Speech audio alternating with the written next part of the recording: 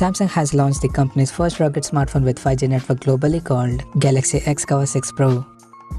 Talking about the specifications, the Galaxy XCover 6 Pro features a 6.6-inch Full HD Plus display with up to 120Hz refresh rate support, and the screen is protected by Corning Gorilla Glass Vectors Plus on the top. And at the hood, the phone is powered by Qualcomm Snapdragon 778G chipset, paired with Adreno 64012 GPU.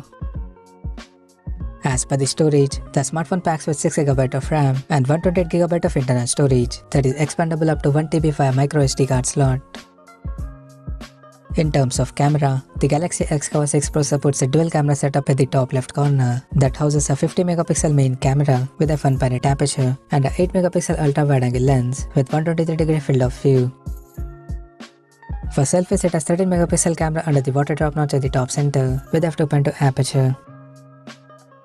On the software front, the handset runs on Android 12 based on One UI 4.1 skin on top, and it packs with a large 4050 mAh battery that supports 15W fast charging.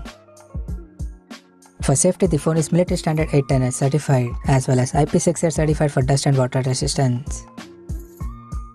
Additionally, the smartphone features a side-mounted fingerprint sensor for biometric authentication, and it has Dolby Atmos surrounded sound system for better audio experience, and it also supports Samsung DeX.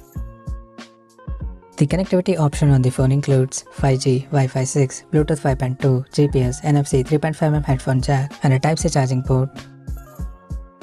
The physical dimensions of the smartphone measures at 168.8 by 79.9 by 9.9mm, and it weighs around 235 grams.